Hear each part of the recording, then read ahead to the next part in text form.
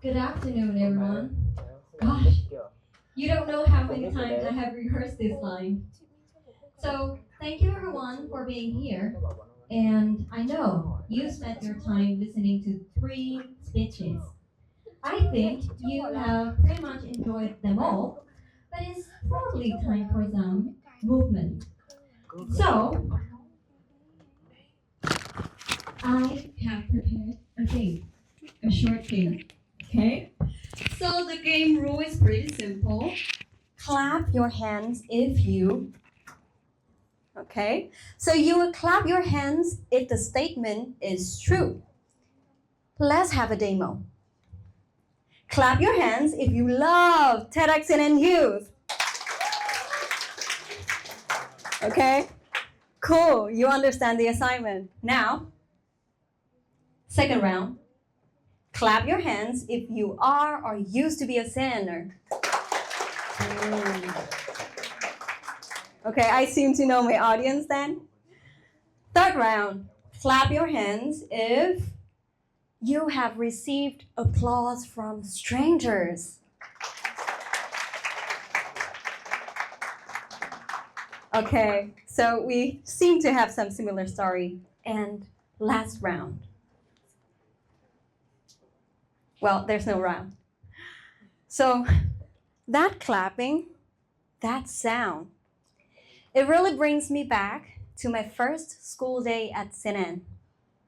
When I was just walking into the school and I was greeted by a line of strangers stretching all the way from the school gate to the schoolyard, clapping and cheering with all their hearts. Now, guys, that was among the most confusing moments of my life. Did I do something special? Nope. I was just walking into a school where I knew no one. But they clapped as if I was already someone. Now, ladies and gentlemen, I don't know what it meant to other CNNers, but to me, that was really the beginning of someone. They were clapping for not just what I had done, but also for what I could become. CNN welcomed every version of me, the past me, the present me, and the me I had not even imagined yet. In that moment, I felt the rarest gift given to me, the permission to self-invent. Holding on to that gift, I'd like you to rewind to CNN admission day, which is the day that us students would go to school, submit all of the paperwork to confirm that you will want to suffer the next 3 years at CNN. Well, after submitting the paperwork, I was wandering around the club booths.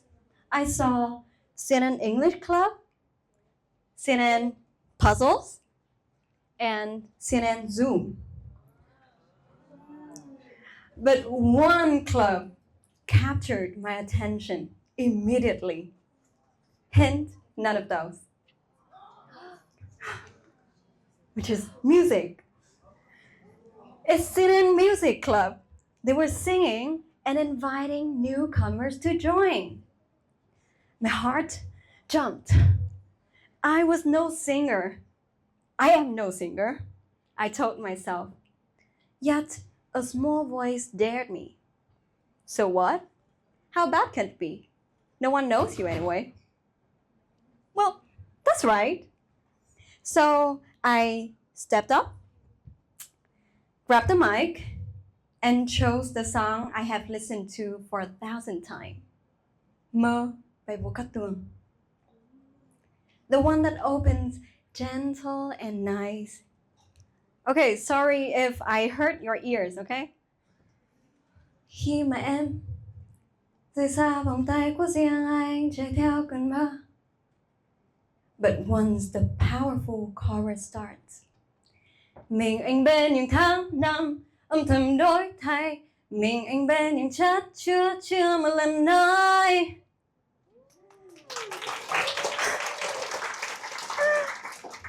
Thank you. But back then, my voice cracked. And I kept singing, hoping the next line wouldn't be as high. So I kept cracking. Faces around me wavered between care and surprise and a subtle hint of secondhand embarrassment. Who knows? Still, once the final note faded, CNNers, they clapped with all their hearts. They were clapping not for a perfect performance, which didn't exist, but for my willingness to try. And silently, I was also clapping for myself, for not running away halfway through the song. And from that day onward, I made a promise to myself to never quit midway, half song or half speech. Why mix it up? So stay true to that promise. A few months later, I joined in CNN Puzzles. Well, technically speaking, I lost again, round after round, month after month. But I never quit. Thanks to my teammates and my clubmates. Thank you, CNN Puzzles. Because whenever anyone finished their speech, winning or losing, they kept clapping and learning together. So that our todays must beat our yesterdays. Now, if you ask me, was failing that much hard? I say, yes. But was it fun? I say, hell yes. I could do this all day. So finally came the day I tasted success. My first debate break, my first trophy, my first top speaker title. Claps poured in. At first, it felt like home. Like all of those practice and all of those failures meant something. My todays, indeed, beat my yesterdays. But it didn't take me long to realize that there's an invisible change happening. I found myself holding back from new challenges, hesitating from new roles, self-blaming over losses, and offering others words of encouragement I refused myself. That happened, and that happened increasingly as I won more rounds. I still vividly remember November 2020. At the first tournament I judged, I had to witness all of my teammates and all of my clubmates advancing to the next round, except for me. And in that quiet hallway of Nguyen, the silence whispered, "You have lost your ticket to fail." And that fear shadowed me through my grade 11. The day my term as head of training for CNN Puzzles ended, I breathed a sigh of relief and never returned to a professional debate podium again.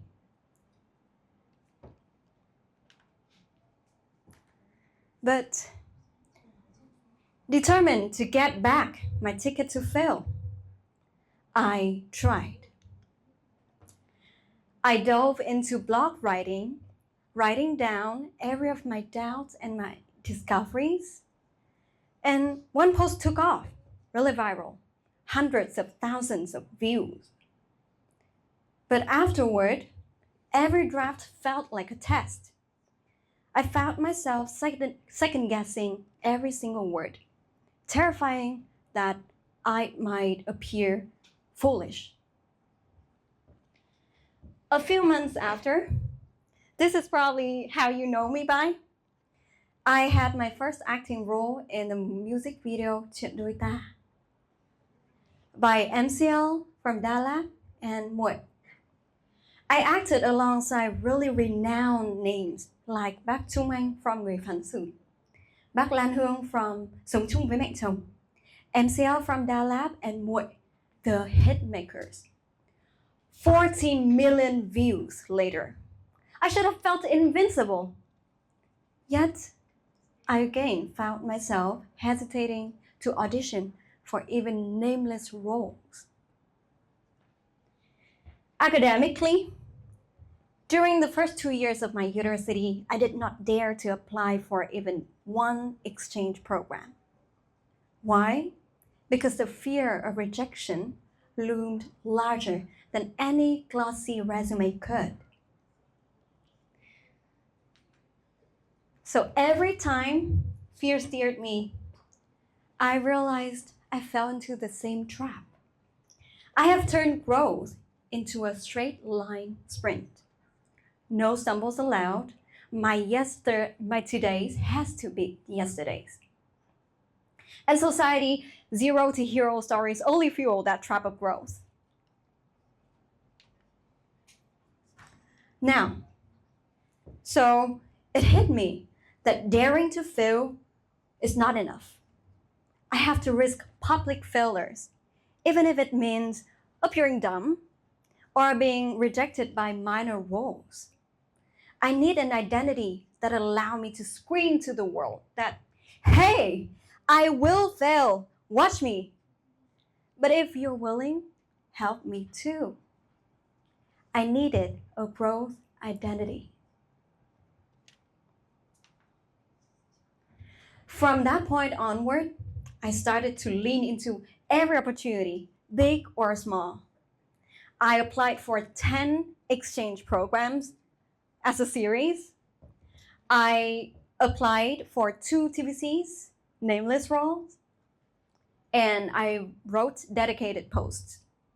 So by this May, I have received 7 out of 10 no's from the exchange program I applied for. Well, fun fact, yesterday this number was 8 out of 10. But midnight yesterday, I received an invitation for the interview round. So you are the first ones that I shared this news with.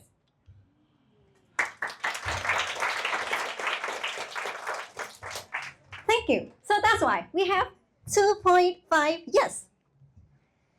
And also, I have got my first TVC role out of 2, and I have written dedicated posts with less than 100 likes. Well, now you may ask me, okay, now you may ask me, should I say yes to every single risk? The answer is no. No, I don't say yes to every risk, and I don't encourage you to. I've learned to decline the risks that can sink me financially, academically, or health-wise in the long run. But instead, I vigorously say yes to challenges that stretch me, that teach me what to do next, and that fuel my next move. And again, you may ask me, but don't those rejections discourage you? Yes, always. Rejection stings, but I accept it because I still care. But I have learned to lean on optimism, training myself to spot what I still have. Like, it's okay to fail this exchange program. I still have more programs to apply for. Like, it's okay to write badly because I still have my friends, my mentors, and my readers to polish them with me.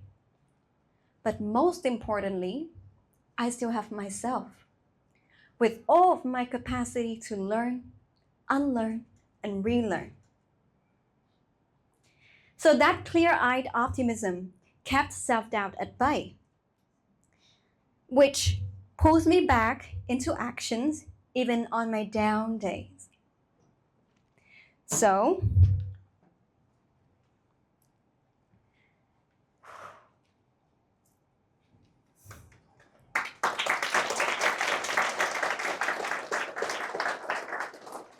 thank you.